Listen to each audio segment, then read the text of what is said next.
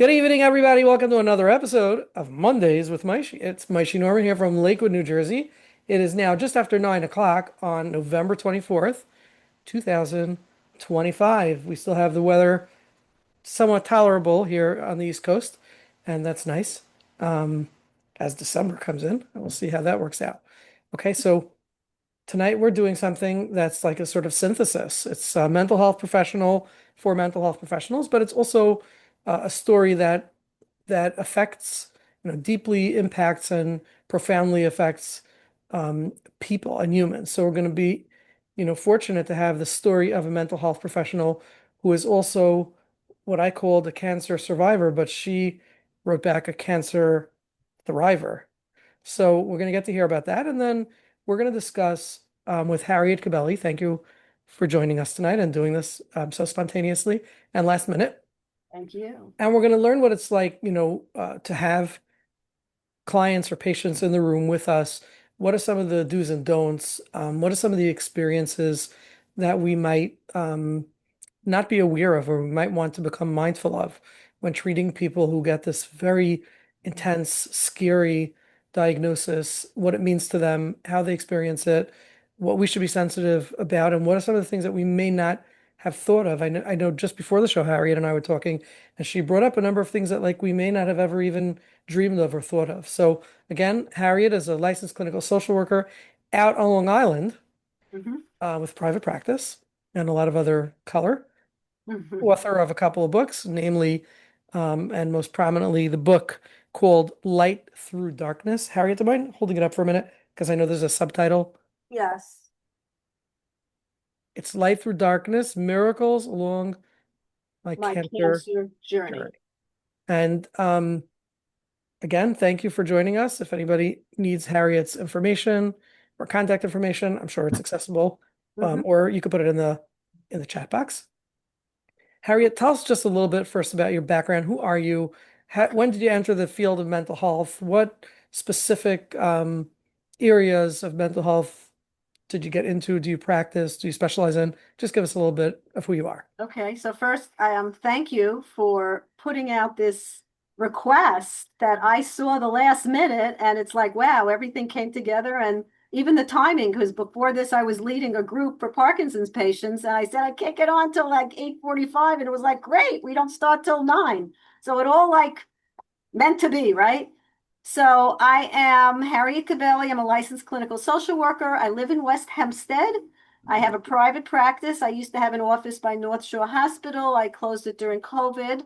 So anyone who comes to me in person comes to my house. I have a very fun, colorful den. Otherwise, most people still prefer Zoom. I also lead groups. I also speak. I wrote a couple of books. Before that, I was a pre-K early childhood social worker in the New York City Board of Education, specifically in the borough of Queens. Um, I've always been interested in psychology. I started out as a special ed teacher many moons ago, and then here we are. I'm going to start already with being vulnerable. I went through a divorce, and mom said to me, Harriet, the best thing to do is to get into the school system. And I said, that's really not what I wanted to do. When I went back to school for social work, because that's my second degree, um, my first was, like I said, special ed. I got my degree from Furkhoff, and then I went back for my social work degree from Wurzweiler. And then I went through a divorce and I listened to mom, went into the school system, became an early childhood social worker because she said when you have kids, you get out before they get home from yeshiva, you have your summers off and blah, blah, blah. So that's what I did. And 20 years later, I left the school system. It's called retired, but I don't like that word. I left to really do what That's I when you said put a new tire on your car, isn't it? what? Isn't that when you put a new tire on your car? You retire? I retired, yes. Okay. So very cute. So I went back. So I finally did what I set out to do, which was to go into clinical practice. So I started my private practice. It's probably about 15 years now, although I did dabble while I was working in the school system. I would see some clients after school, but I went full force after I left. So I didn't retire. I just revolved myself or evolved myself into my next stage. And that's what I've been doing since. So that's in terms of professionally. I have three daughters. My middle daughter has disabilities. So I want to say this because it will tie in. Um, when she was diagnosed over 40 years ago, yes, I'm that old, in Chicago, I sought out help from a therapist who was amazing. In fact, he's really what got me going and inspired me to go for my master's in social work when I moved back to New York. I was seeing him because I was so bereft with grief, although I didn't really know it was grief. He told me at the time that what you're experiencing with a diagnosis of your daughter and knowing she'd have lifelong disabilities is grief. And I went to him for a year.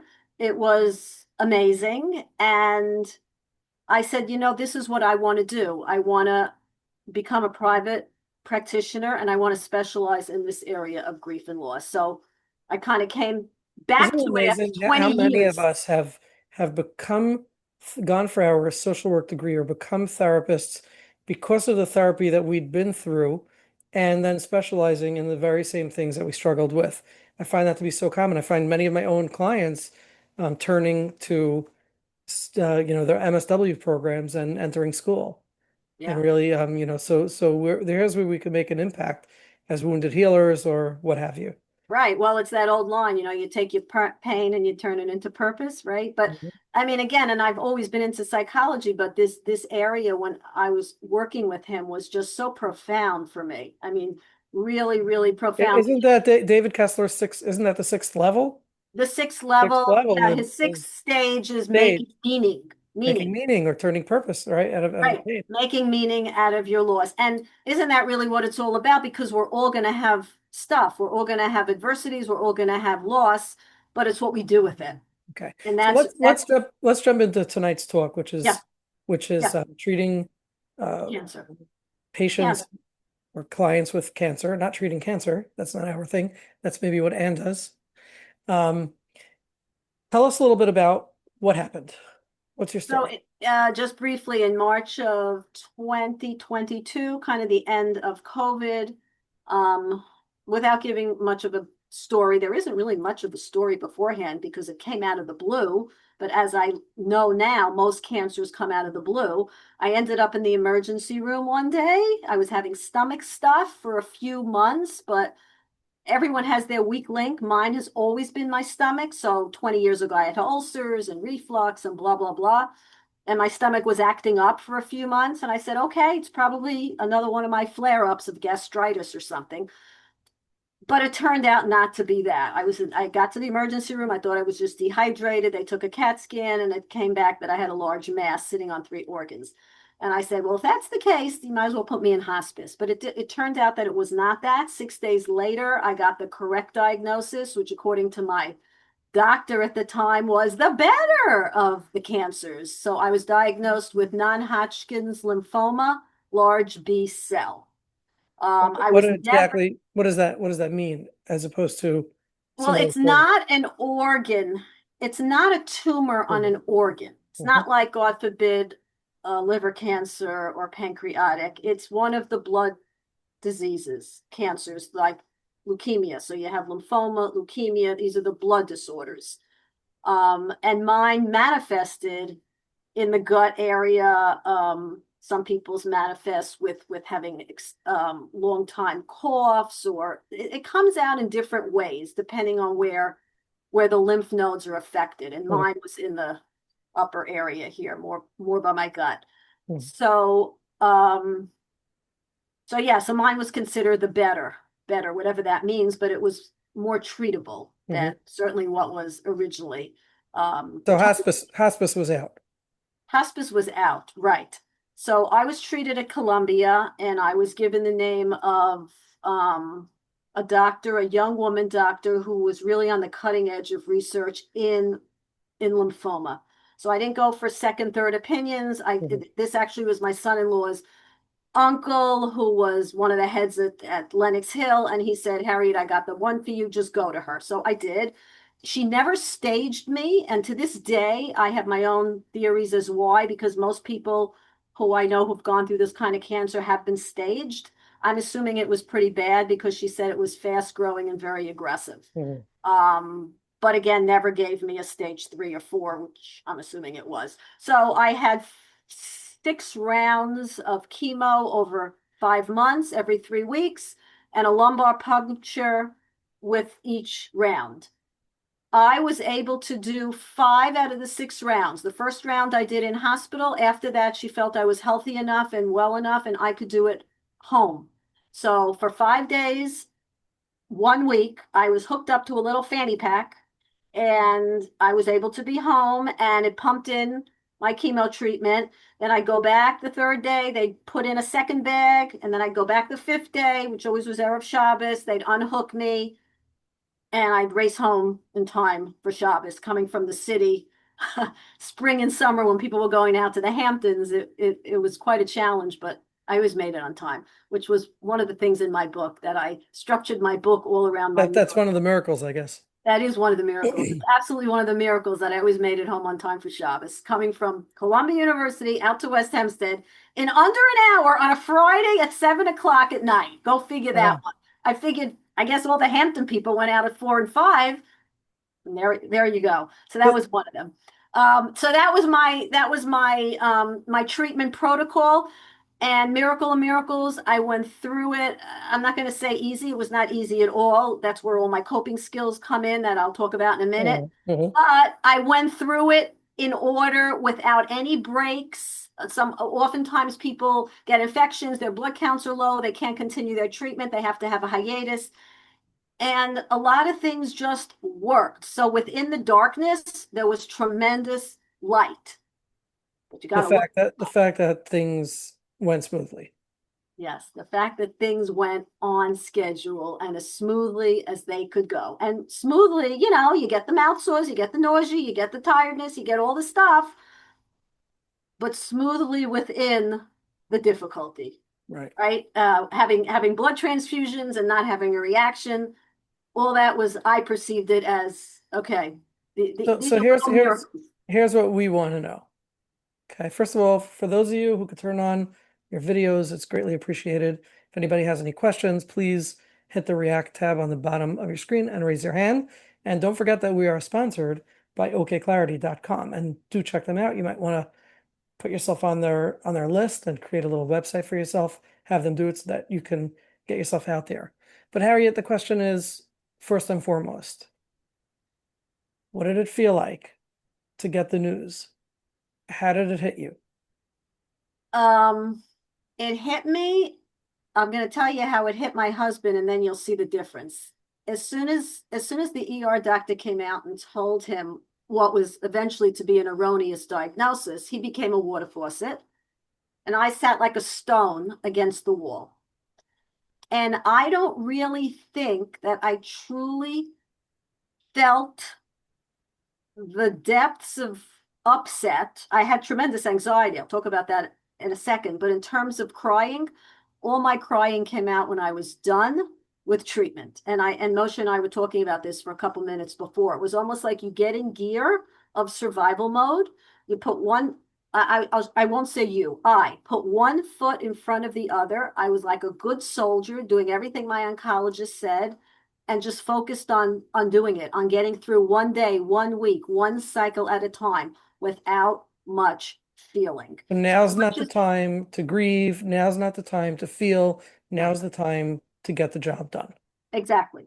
It was like put myself into action. I even had a good friend of mine on the phone who'd say, Harry, I don't hear you. You're not sad. You're not crying. You're not telling me this, that. I said, either I'm in complete shock and denial, or I'm just like very focused and I just have to do this. So like, don't ask me about feelings afterwards. And afterwards, I had a much harder time in terms of emotionally. I remember when I was speaking to my therapist, and that's when I'd be crying. I said, "Look at this, 6 months out, and I'm crying like a faucet now, but not during the treatment." Mhm. So, So, so and that so that's in not the moment, uncommon. but this is interesting. What's interesting is that you had absolutely no forewarning, no suspicion. You went in with stomach aches and stomach cramps or whatnot, and said this is like bad stomach stuff. And this was a shocker.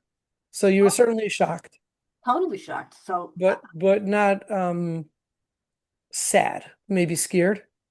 terrified. I'm Terrified. not going to say sad. I don't, You sad couldn't isn't the one. access that. I was terrified. I had tremendous anxiety and I knew I had to work on really quelling that.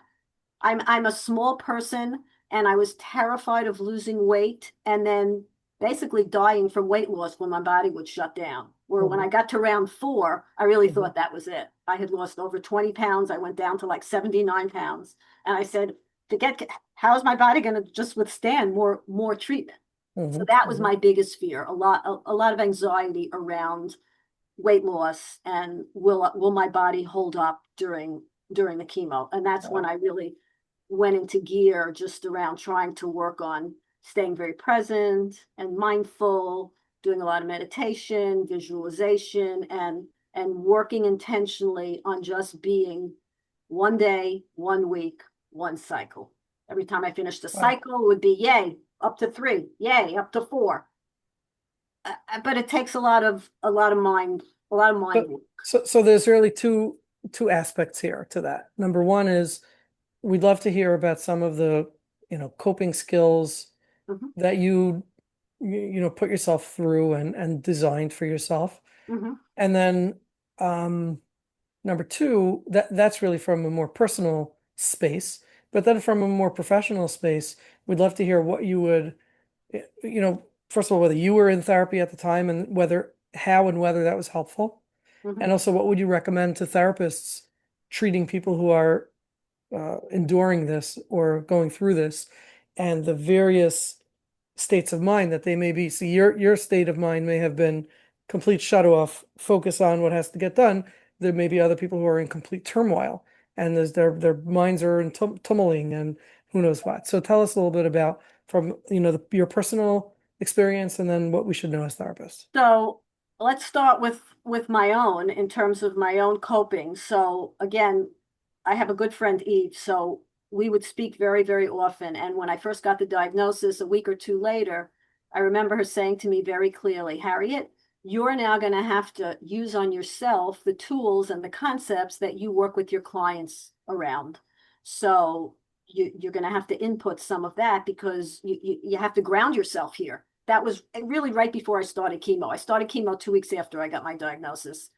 So for me, these are my two concepts, my two foundational pieces that inform my work and really do inform my personal life as well. And one is Viktor Frankl's logotherapy, which is the therapy of meaning and purpose. His book is Man's Search for Meaning. I'm sure most of you, if not all of you, know of it and hopefully have read it. And if you haven't read it, it's a must read, Man's Search for Meaning. He has another one, the unheard cry or the unheard call for meaning also, right? He has a second book. The will to meaning. There's one called the unheard cry or call for meaning. That I don't know, but my little Man's Search for Meaning, which I read in college, and I read it every few years and always get new nuggets. To me, it's like three-quarters of the book is underlined. It's like my life force here. When I went to Vienna, I really tried to do a lot of stuff in his library and took some long distance courses.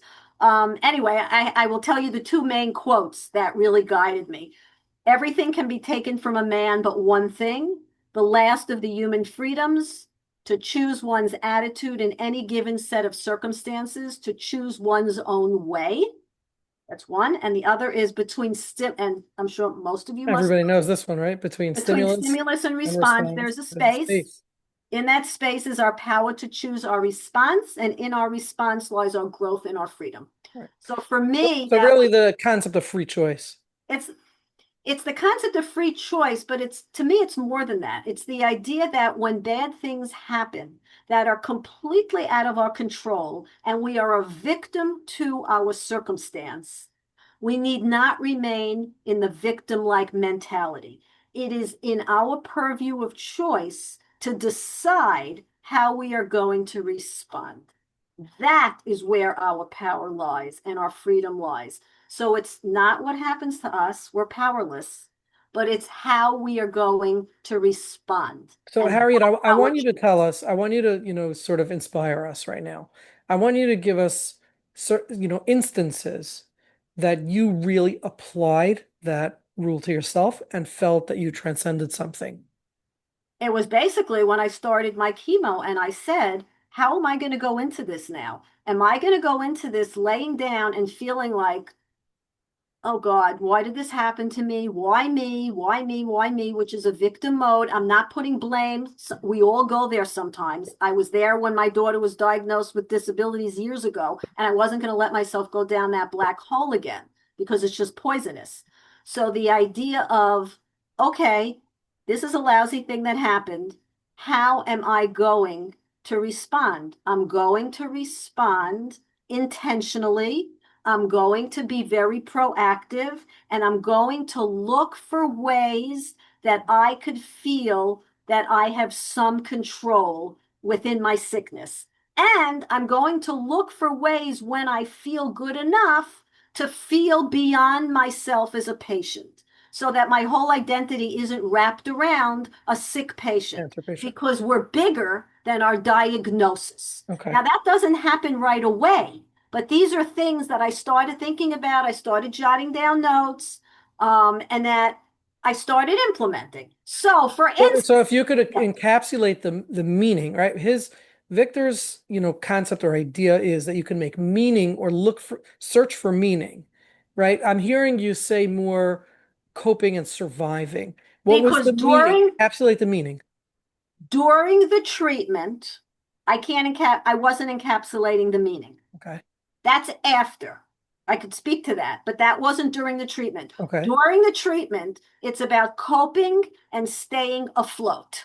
So you don't sink and drown and basically put your head under the covers and sit there for 4.5, 5, 6 months, just barely trying to get through because we know the mind body connection. And if you let yourself sink psychologically, you're going to sink. Physically. And I didn't want to do that. So I wasn't looking for the meaning. Well, there's the meaning. Therein is the meaning. The meaning is I'm going to survive this.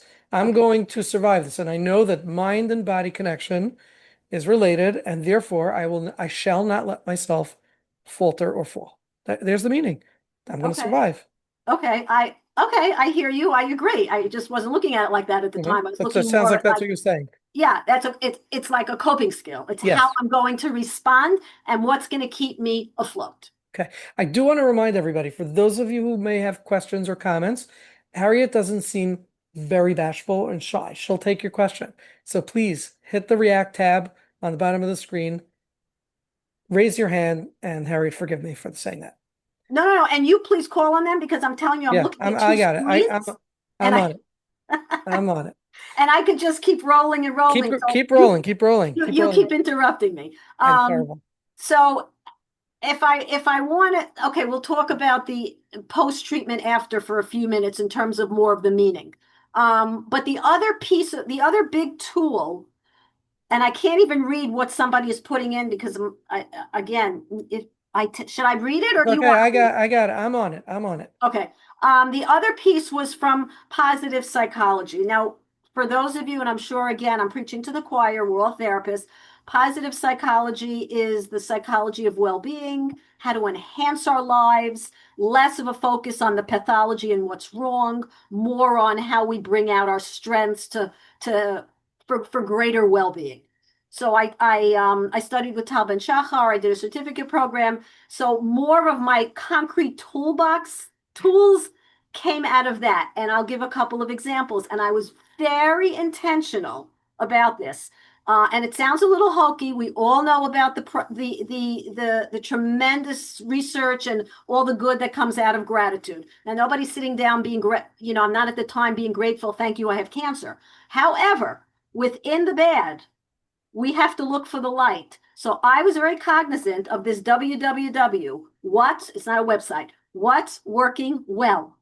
What went well for me today? And I would write in the evenings a few things that went well. I had a blood transfusion. I didn't have any negative reaction. I had chemo this week. No throwing up. That's one of my chapters that I never threw up. It's a miracle. I have a fear of throwing up. One of the first questions I said to my oncologist when she was telling me the treatment, I said, please, I'm really afraid of that. All I have is visions of people with their heads in the toilet from movies. She says, you stay ahead of it with the anti-nausea medicine. Hopefully, this is not really that type of treatment where you get that kind of sick. I mean, you get sick, but not in throwing up ways, it should be okay. Miracle or miracles, I never threw up once. That's one of my chapters because I structured my book around my 10 miracles, that being one of them, along with coming home on time for Shabbos to light my candles. But anyways, so WWW, what was working well? Very important to me to hone in on the smaller things that really weren't small. When I was carrying my fanny pack for 5 days, I was worried, what if it goes off? What if there's a glitch? Do I have to run back up to Columbia? And I know there was an emergency number just in case, but still, lo and behold, round one, round two, round one I did in the hospital, never went off. Round three, never went off. I treated it like a little baby. I would go to sleep with my fanny pack and I'd lay down and I put it very gently on, make sure none of the wires were entangled. Wake up in the morning, I was like, huh, got through the night. It didn't beep. Beep would have meant there's a clog, there's something wrong. So that each day I would really try to say what went well. So that was one thing. Another thing, again, in terms of just a positive psychology tool, is these micro moments of joy, not the big things. I mean, if you're sleeping half the day, as my oncologist always would say, listen to your body. If I had an hour where I felt okay, I'd go out with my husband, with my daughter, whatever. It was in the spring and summer. We go to the ocean just to sit. I couldn't do much walking. I was too weak. Go to nature parks, go into the woods. That's what I love. I love nature. It's nourishing. That's my thing. Other people have their things. I would do that because that would give me a respite. It would make me feel, again, bigger, something outside of sickness, trees, beauty, flowers, water, waves. So again, it's intentionally trying to bring in little bits of joy, not big things. Pour some lavender on top of my pillow to make it smell good. When I have my coffee in the morning, well, I didn't have coffee at the time, it was too much with the mouth sores, but certain smoothies, I'd sit where the sun is near my plants because again, that the sun made me just feel better. So being intentional about what could be nourishing just for the moment. So it sounds like you were, I don't know how to say this better, but it sounds like you permitted yourself to indulge and to live and to give yourself pleasure, if we can call it, if maybe that's a strong word, but to say right now I am in pain or I'm uncomfortable and I'm going to permit myself and allow myself to feel and have positive feelings and enjoy and appreciate them. Yeah, yeah. I don't think I thought of it as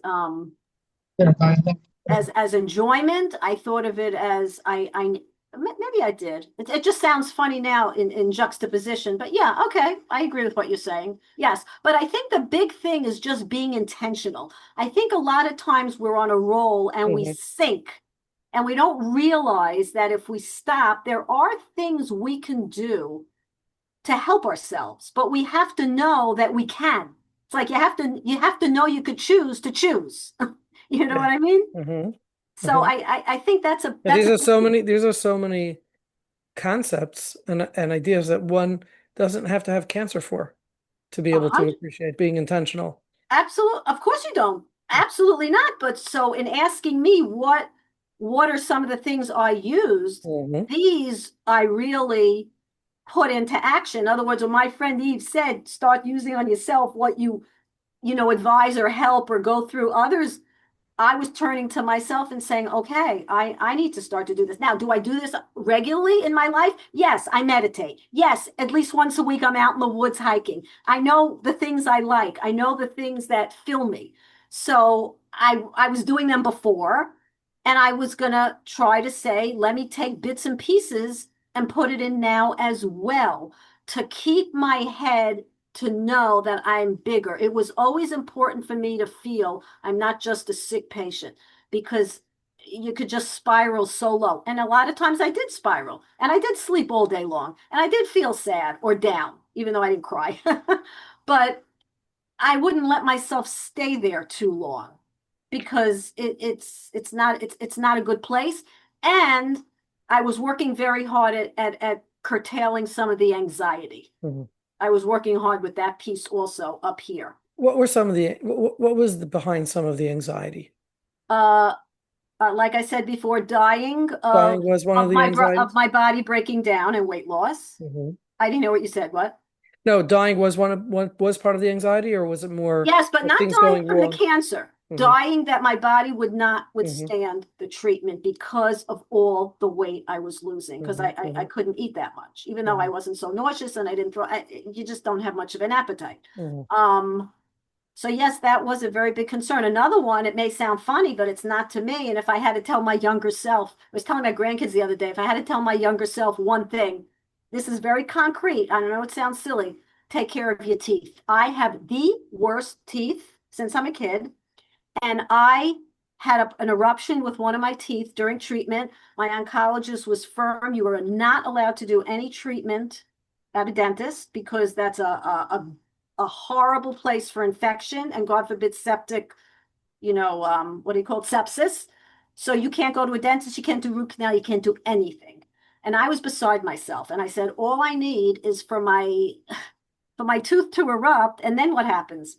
What am I going to do? So I had tremendous anxiety around that, and my oral surgeon opened up Erev Shabbos, not Erev Shabbos, Motzei Shabbos, and he took an X-ray, and he couldn't put a tool in, and he conferred with my oncologist. Either way, I ended up going on some antibiotics, and I prayed a lot that the tooth should hold, and that was another one of my miracle chapters. Okay. That lo and Show behold, us, can you show what? us some of the coping cards and explain to us what they are? Yeah, I will. But I just want to say the first time I got into that root canal dentist chair, when my oncologist finally allowed me after treatment, I probably am the only human being grateful to be having a root canal to take care of my teeth. Anyway, so one of the things that I did, I called it coping cards. I worked with a therapist. Now it's funny because people said to me, why don't you join a support group? I lead groups, but I didn't join one. And here's the rationale for me. I mean, I agree with them. Obviously, I lead them. I just didn't want to be amongst everyone who was having their sob stories of their cancer. I didn't want it. I never looked things up online. I didn't want to know what I didn't have to know. I Mm. didn't look up side effects. I didn't do anything. But I did get a therapist, and I knew I didn't want the traditional type, like I would be a traditional type. I just didn't want a handholder or a support person. I found someone who was an art therapist, and she was Jungian trained. So she was dual, an art therapist, creative arts, and Jungian trained. And I am not an artist. I drew stick figures, but it wasn't about drawing. And I'm going to show you one thing because we did this, and I have it here. If you can see this, it's like a clay that I Like, painted, and there's a break in it. It's called kintsugi. And I'm sure some of you have heard of this Japanese art form, kintsugi, where pottery breaks. And instead of just throwing it away, they take gold lacquer and they fill it in so that it creates a new form of beauty. So it's an art form that really, in Japanese, is a life philosophy that we can all be broken, but we can also be healed and be rebeautified mm, in new ways. So this was my symbol that she had me make of, yes, I was broken, and yes, I'm going to be healed and come out stronger and more beautiful, albeit in new ways to be mhm, seen. mhm, So mhm, that's one of the things I worked on with her. So we did these types of things and I knew when I set out, I said, I want to do some type of therapy that's different, that will be interesting for me, not just run of the mill. So this woman was amazing. She was exactly what I needed. I did what we ended up calling, if you can see it, I called it, it's in my book, coping cards. I love pictures and I love sayings and I love taking pictures. So, for instance, this is one embracing strength, and this is me. It's years ago in front of in Zion Park out in Utah, and I wrote on the back, "My intention is to allow the strength of the mountains to support and embrace me in coping with this process." And I remember I took it to my first lumbar puncture, and I was holding it, kind of doing deep breathing, and the nurse said, "What is that?" And I showed it to her. She thought it was really cool, and then I made just tons and tons of others. But here's, I'll show you my Shabbos candlesticks one. Sabbath, I wrote Sabbath candles bringing in gratitude for my many miracles. You can see I have purple Shabbos candlesticks. Purple is my favorite color. My intention is that the light of the weekly Sabbath candles be a perpetual reminder of the many miracles, large and small, during my treatment journey. So I made up tons of these and I kept them by my night table. Some I took with me to the hospital. Some I just looked at every morning whenever I wanted. But the process was also very therapeutic. And even after I finished the chemo, I continued doing them with her in terms of post-treatment, healing my gut, healing just psychologically, all the things that I felt I needed to work on that may or may not have contributed to cancer because who really knows what brings things on. So this was something powerful to me, and and anybody can do what they feel works for Yeah. them in terms of creativity. It's pretty powerful stuff. Wow. Tell us a little bit about the post treatment and the emotional experience that Yeah. brought on. And So the this isn't that long ago. We're talking about two, three 3 years. years. Mhm. 3 years ago, right? August was 3 years that I rang the bell. Um, so post-treatment is an interesting concept, and I think a lot of people forget about that. Certainly, like your friends in your inner circle, you finish treatment, you're on your healing road, and it's like Everybody's relieved and everybody's happy. relieved, you're done, you came through it, great. Now pick up the pieces and carry on. It doesn't work like that. You're not picking up any pieces. You're not going back to the way life was before. You're carving out a whole new life afterwards. And to me, that's when the work began. And it's hard because people stop calling. They're not calling you every day or a few times a week. They're not checking in. How you doing today? How you feeling today?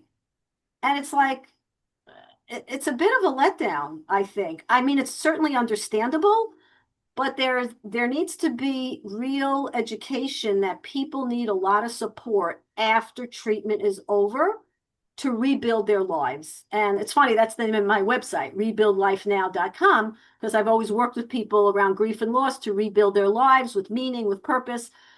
But in this case, after you're finishing something that's so scary and terrifying and sickening and whatever word you want to use, there's the physical piece of rebuilding my body, my weight, having food be absorbed to give me nourishment, hair growth, muscles that have atrophied. So there's all the physical piece of rebuilding.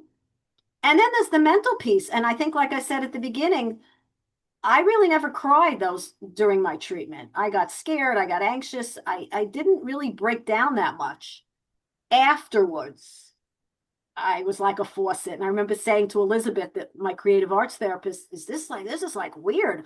I know people like are in survival mode during it, and then you come through it and it's like your whole body lets down. But I almost was worried, like, what's happening to me? Is this like normal that I'm crying so much? But it is.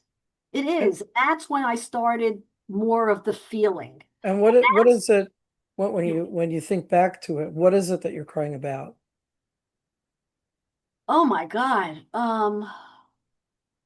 I don't want to say trauma is a word to me that's so overused, but the trauma, the out of left field, the shock, the terrifying fear of whether you're going to live or die.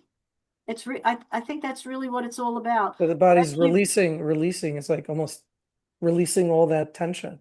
Releasing, right, it's like cathartic, releasing all the tension that's in there that was just you just held on to it for your strength to just keep putting one foot in front of the other. You couldn't like let it go because you needed that whole reservoir of energy.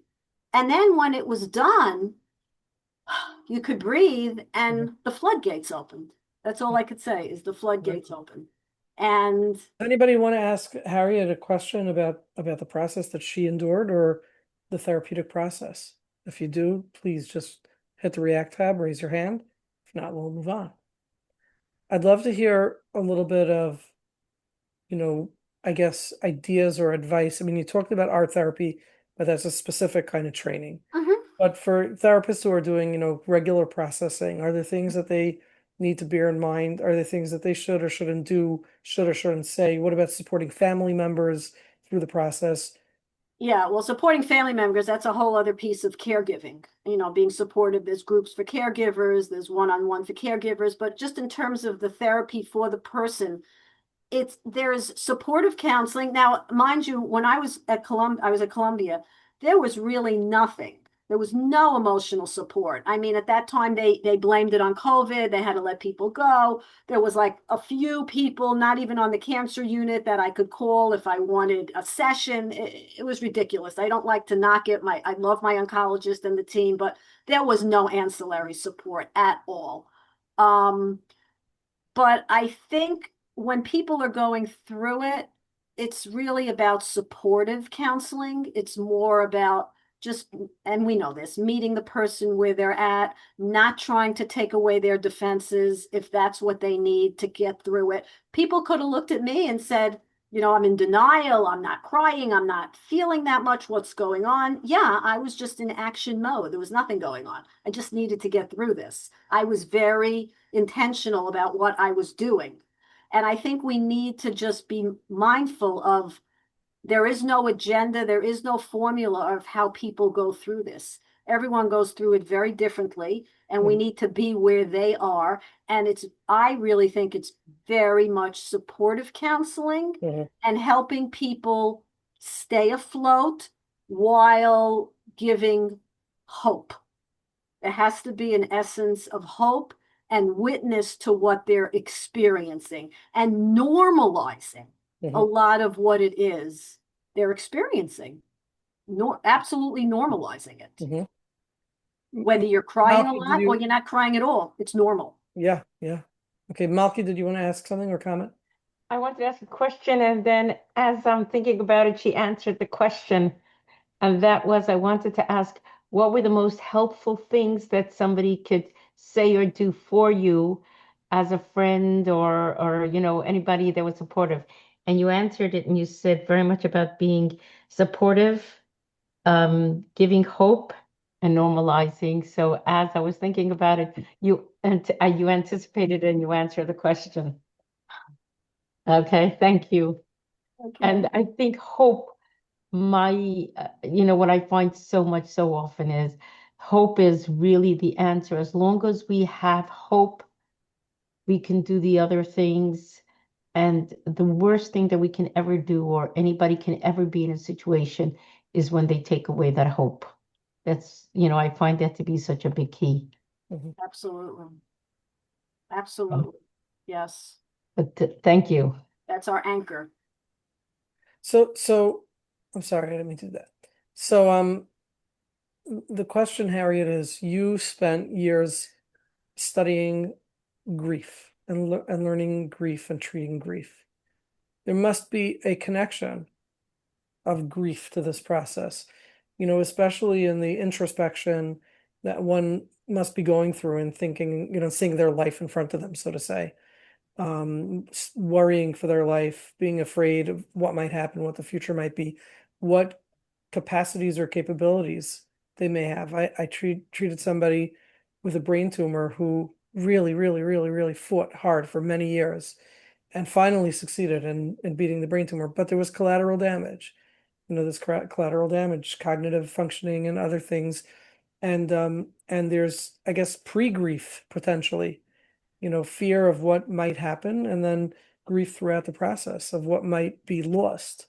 What can you tell us about that? Right, right, right. Um, before I say that, somebody just put in the comment something about don't preach. Can you just pull Never up the preach, it will comment? get better. Never Never preach preach, it it will will get. get better. Yeah, I like that. I think that's important because as much as you want to give hope and provide hope, you never want to be Pollyanna-ish. You want to be grounded in reality. That's not to say you want to tell a person, well, you don't know if you're going to live or die, but there's ways of saying that you're not just um like a pie in the sky. You know what I'm saying? Like you want to give hope, but you want to it's a fine line between, it's just what this person said. It's a fine line between giving hope and being just too preachy about it. Yeah. I just like the way this person Well, I mean, from a therapeutic or from a psychodynamic, I guess, perspective, when people say that, what's happening is they're trying to allay their own anxiety. So, exactly, so the problem with the person saying you're gonna be okay, you're gonna get over, you're gonna be fine, is that they're trying to convince themselves because they're afraid, and that doesn't feel good to the patient. It feels like stop taking care of yourself on my expense. exactly. And that's what happens with grief. I mean, the worst thing is as a society, we're so grief illiterate. And the comments that people make to people who are sitting in grief, whether it's a shiver or Mhm. after, can just be horrific. Mhm. Not intentionally bad, but people don't know how to handle other people's pain. They want to take it away. They're uncomfortable with it themselves. Oh, it's been 3 months. Aren't you over it yet? We don't sit well with it. So it tends to, and it's exactly what you said. It's more about the person who's offering the kind Consolation. words. Mhm. And there's a lot of education that's needed around how to be with people in grief, how to be with people in pain. So, like when my friends would come over when I was going through my treatment, the best thing they could do was not to like talk you out of it or it'll be okay, but just hear it. Hear what are you feeling? What are you doing? How are you taking care of yourself? That's it. Not predicting, not saying anything, Not just reassuring, not directly reassuring, because right, people won't believe that, they won't accept it. Just like you can't tell a patient who's suffering from poor self-esteem that they're good. right. It just doesn't resonate in their Exactly. soul. They're saying A and you're Mhm. saying Z. There's a Mhm. complete disconnect. Mhm. Right. So if you want to be connected, you kind of have to join them in a sense, at least a little bit that they feel like, oh yeah, she gets it. It's David Kessler talks about witnessing, just witness the pain. Sit with the person in their pain. You don't even have to say a word. Just sit with it. Be uncomfortable with your own pain, but sit with the other person in theirs. And it's hard. It's hard for a lot of So people. this could potentially be a very important message for family members of somebody suffering.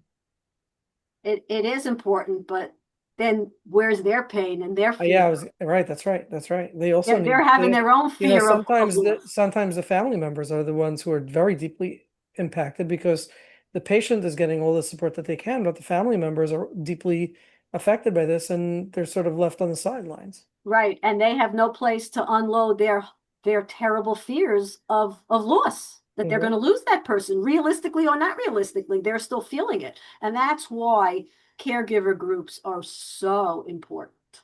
So important. I mean, my husband didn't go to one. He's not really into groups, but I really encouraged him to just go out a lot and just go with his friends and coffee and golf and whatever and just be out. It's just important for them to feel like also there's a life outside of Being a sickness. cancer patient. Right. Yeah. Right. It's such I an mean, important, because it could really be all encompassing. it's a great message though, that you are more than just the disease that you have. Yeah. I think it's a really important message. So in light of that, I kind of pushed myself after round 4 and I started seeing some clients again, just a couple a week. And I made it very clear. I'm only doing it because I think I can. And if I can't, I won't do it. So don't think I'm coming to, where I can't focus or something. Hmm. And it absolutely did help me feel like, okay, I'm getting back. And Revitalized you yeah, and yeah. boosted your confidence that you can carry on. Right. Right. But not at their expense. Certainly not. I made it very clear. I said, if you feel that you think I'm zoning out or you don't feel that I'm what I was, then we stop and we wait. And again, I was seeing 2 or 3 a week. It wasn't a lot, but they were very honest and it was lovely. And it, And look how vibrant you look. I mean, 3 years later, you look like vibrant as ever. but I work at it. I mean, I do work at it. But thank you. Yes, I'm grateful my hair came That's a back the way choice. it did. That's a choice. That's a choice that you made. That's Yes, being it is. intentional. That's very intentional. It is. I take a lot of online classes and different types of healing, in nutrition, metabolic cancer approaches. It's very intentional. Yes, because recurrence rates are high. I mean, cancer is epidemic all around. So it's very scary. And that's a whole other thing of, being always having that, that shoe ready to drop and fearful of, they call it Mm, scanxiety of PET mm, scans, but you have to mm. learn to live with it and just put it in God's hands, so to speak, Wow. right? What is there anything we missed or anything that you wanted to add Well, to this? I want to say, I want to read one line. Actually, I think he's a Reform rabbi, Reform or conservative of one of the big LA congregations. He's written a lot of books, actually. Rabbi Steve Leader. He's actually had some bestsellers. He's a beautiful writer. He has this line, I put it in my book, and I really like it. And this is like going forward, post-treatment. If you have to go through hell, don't come out empty-handed. And it's very simple, but I love the concept. If you have to go through hell, don't come out empty-handed. So to me, and I say this every morning after I say Modani, help me to pay it forward. I have a gift of life. I want to pay it forward in the best way possible. Guide me to that. Like we went through hell. We better do something positive with it. Otherwise, what a waste. So do Beautiful, something with it. beautiful, beautiful message. So that's what I wake up to every morning, to Good. try to do something with what I consider it's a gift of life. I mean, we all have gifts. All our lives are gifts, but Mhm. especially when you go through something where you don't know if you're going to live or die. At that point, anyways, we're all dying, but at that point, it's a gift, a renewal. Okay. Any other questions or comments from the audience? That's cool. Personal or professional So about I this? always wonder when it's quiet and there aren't comments or questions, does that mean people are so overwhelmed that I said too much or overwhelmed with emotion or bored or what? Well, I'll tell you from my experience at running the show for the past 5.5 years, silence means that people don't want to be public or that everything is very clear. And usually when people are bored, they log out or they fall asleep and never log out. So it probably Can means that I Kitty can is I make saying a that, comment? please, please just, if you don't, Um, whoever wants to make a comment, just please raise your hand so that I can see who it is. oh, sorry, it's That's okay. Typka Hyman. Go ahead, Typka. I really, really appreciated this talk. I went through this with my husband, and unfortunately, he did pass away. Oh, But sorry. I found not isolated, but in the religious community, what you were saying, like that everyone wants to be optimistic and just like, refuah shlema. And I feel like the last part of his illness, it just wasn't acknowledged because of what you were saying. Like, it's difficult to sit with that. Mhm. So, yeah, that was just my experience. Right. And it's so important to acknowledge so that people don't feel alone. It's so important to acknowledge. Yes. I mean, yeah, I just want to tell you something. It's not exactly similar, but it is. I have a friend in the community who lost his wife a couple years ago already, and he would sit at the Shabbos meals, and they would talk about their new kitchens and where they were going on their trips and blah blah, and nobody would ever say the woman's name who passed. And he didn't bring it up because he felt, well, I don't know, he was uncomfortable. He figured no one wants to talk about it. And he would say to me how alienating it felt, how he would leave lunch and feel so awful, where everyone else figured, he's not talking about it. They're doing chit chat. It'll make him feel better. The opposite, when no one acknowledges, when they don't say, tell me a story about her, or here's my recollection of her, or use her name and say it. The lack of acknowledgement is deafening and it's so isolating. And people don't realize that when you acknowledge and talk about it, how much more connecting it is. It's It's just so fascinating. It's important. such an important point. They feel so lost and unheard and unseen. Unheard, yes, and Unseen because unseen. because there's a big, huge pink elephant in the room that's not being Yep. addressed. what I find fascinating is that as a little child, I experienced this, the opposite, the need to bring something up. Like I remember it when I was in, I think it was third grade. There was a boy who moved back from Israel and came to our class because his father was sick with cancer, and his father died. And I remembered him coming back to school and like life just going on. And I remembered feeling like this has to be just intuitively, I cannot say anything about it because like he's living with it. He knows that everybody knows, and Right. it's not being said, and there's got to be this disconnect and this gap that's Yes. that's that's keeping us apart and distancing us from each other. So I just felt like innately that it had to be brought up. I remember feeling that as a kid. Yeah. Let's take Shayna. Go ahead, Shayna. Yeah. Hey, thanks. Thank you so much for your talk. I was just wondering if you have any like specific resources that you might point either a cancer patient or a family member to who's looking for mental health support. You're talking about going through cancer? Yeah, who have like let's say are there particular organizations or groups that you might point to as like a good place to start if they're looking for mental health support? Yeah, well, if it's the lymphoma, leukemia category, they have a whole foundation and they do have online support. There are mentor and volunteer programs that I'm a volunteer for a bunch of organizations where they will pair you up with, in other words, they'll pair a cancer patient up with someone who's been through their type of cancer as a volunteer. So they have to go into their organizations. And Sloan has a lot of ancillary support programs. And I don't think you have to have treatment to sign on for some of them.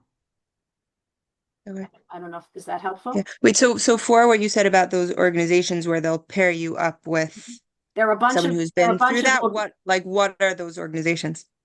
so one is, let's say, the Leukemia Lymphoma Foundation. Okay. But then each one, like pancreatic cancer, lung cancer, they all have their different ones.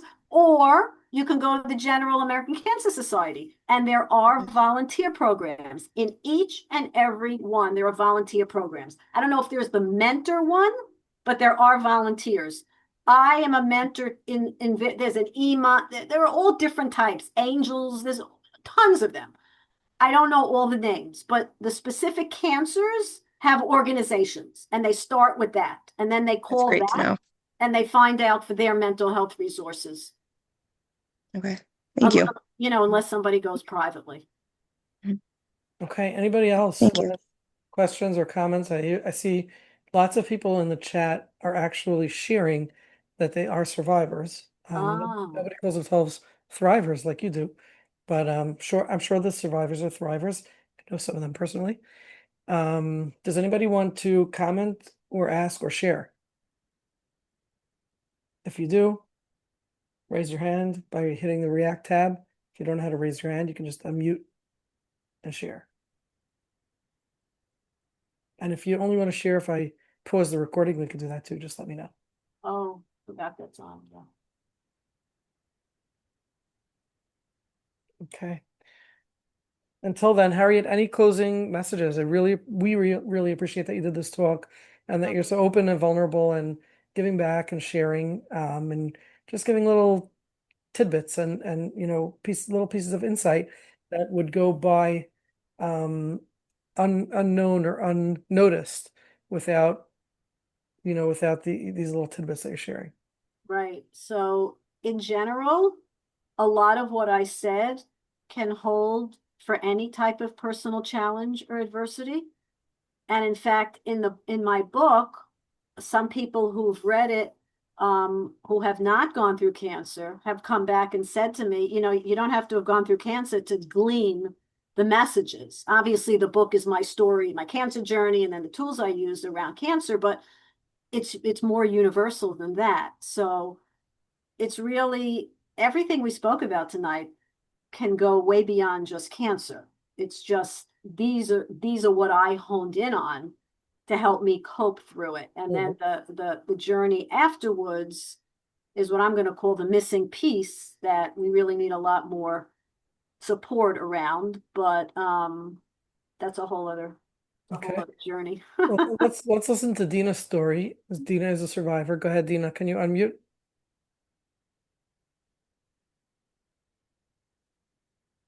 It should something should pop up that allows you to unmute.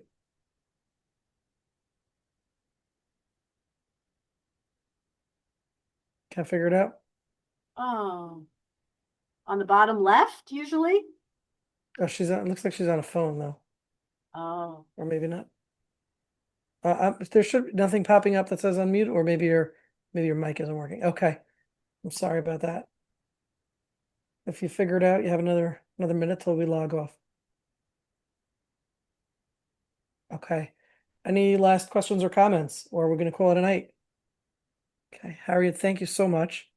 Thank thank you you. everybody for joining, and we got a lineup coming up